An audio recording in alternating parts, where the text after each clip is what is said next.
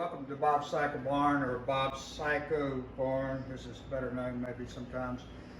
We've had an interesting problem with a 350, KTM 350 we had here, and we want to show what's going on with it before we put it back together. This is a very obscure problem and maybe something that you might run across somewhere down the road, down the line. What's going on with the machine is that it's been blowing coolant out. It's been overheating and losing coolant, blowing it out the exhaust pipe when you start up.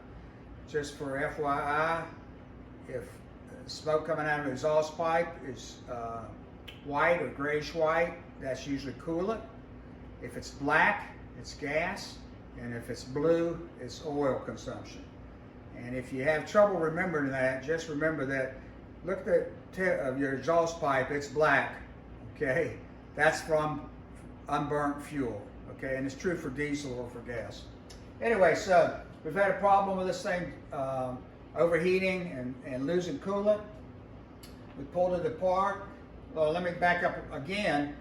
This bike is a used bike. I bought it with about 100 hours on it. It had supposedly had a top end done on it. I'm pretty sure it did. And at about 200 hours, I decided it started getting hard to start, so I decided it was time for a top end. So we pulled it down to do the top end, put a new piston in it, new gaskets, blah, blah, blah, all that stuff. Started it up, and white smoke came out of it. Well, we didn't think too much of that. We went ahead and rode it around some. It kind of calmed down, but then after we let it sit and stuff and started up again, more coolant smoke. So we tore it down again and decided that we used an aftermarket base gas or head gasket. This is an aftermarket one. Tore it down, put another aftermarket head gasket because we could see traces of coolant on it. Put another one on, thinking maybe there was something defective with the gasket itself. We also mic'd, well not mic'd, but straight edge, put a straight edge on the head. This is the head's turned upside down. Also on the cylinder, straight edges to make sure and everything kind of checked out okay. So we put it back together and started up, same daggum thing. We had a coolant leak, blowing white smoke. So we tore it down again. So we've gone through two of these gaskets now, the aftermarket gaskets. So we got the high dollar KTM gasket. Way better, way built, okay, way better. And put that in, thinking that was the problem. Maybe there was something wrong with the gaskets, and of course the same problem again. Once we started it up, it was losing coolant, blowing white smoke, overheating, blah, blah, blah. So we tore it down this time, and this is our third go-round on this engine, and really took a look at things. Some of the things we noticed was, this is your head. Normally it's, of course, in this position. There's your valves. Take a look at those valves. 3 of them you see are black. It's normally what you would see. One of them's clean. That means the leak, there was a coolant leak right over in this area here, getting onto that valve. And water can clean a valve or a piston. You look at the top of the piston too, it's very clean. It can clean it just like sand blasting or soda blasting or water blasting. Cleans it all. So there's a coolant leak right over here. So the next thing we did, we took the head, the cylinder, and checked it out. We put dye on it, and both of these things we put on a flat surface and did the old figure 8 thing with real fine sandpaper and stuff like that. We had a little bit of dye left over right here, and dye, but it's not bad. When we put the straight edge on it, it was okay. It's not enough to be worried about.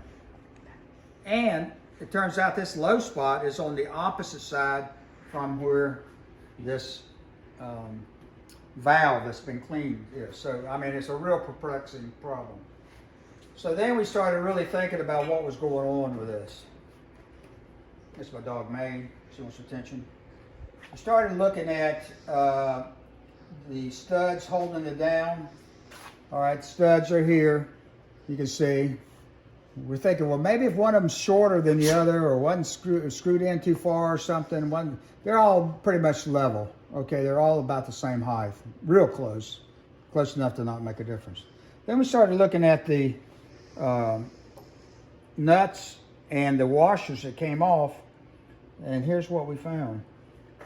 We found three of the washers. Three of the washers were pretty much the same thing, same size. This one is much thinner, as you can see. So now we're thinking that what happened is this, that for whatever reason, when we put the nut, when we snug this down with the washer and the nut, when we got to the torquing it, we got down, we were down past the threads enough that so it torqued incorrectly. Although the torque was torqued correctly, but it had resistance because it couldn't go any further. So that's where we are with this at this point in time. What we're going to do now is button this whole thing back up and check all, and we got the right washers, and see if that's the problem. After that, we've done everything else to this. We've done leak down tests and compression tests. We did 2 leak down tests on the radiator themselves, where we pumped air into a steady thing and sprayed down everything we could possibly spray to see if there was a leak somewhere. Then we put coolant back in it and put pressure to it. And by the way, when it was there, we could see it was leaking gradually, but it was leaking.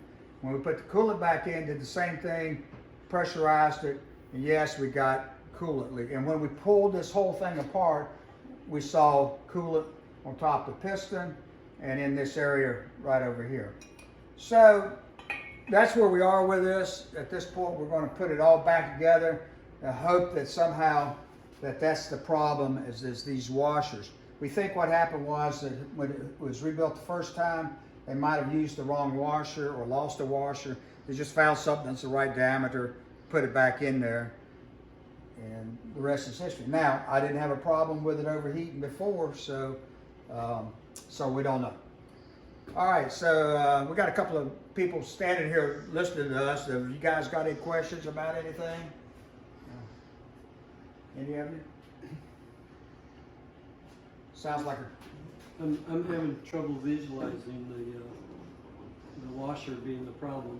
yeah. If it was, I'm not necessarily sure that's the problem, but because I would think there'd be enough threads on here that no matter if you had a thin washer or a thick washer, but these are thick washers for a reason, I guess. That if it's screwed down this far, it started getting resistance from the end of the threads, and that caused it to torque to the right spec, but of course it was still loose, just barely loose, barely loose. So enough though that the gasket itself wasn't sealing properly. The gasket looks like it's brand new. Well, it is brand new. So. I do have a question, Bob.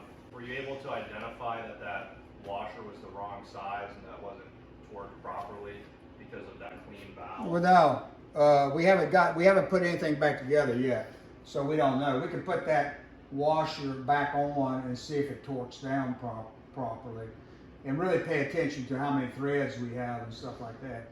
Also, there could be some corrosion right here. I don't know if this is the one or not. I've forgotten right now.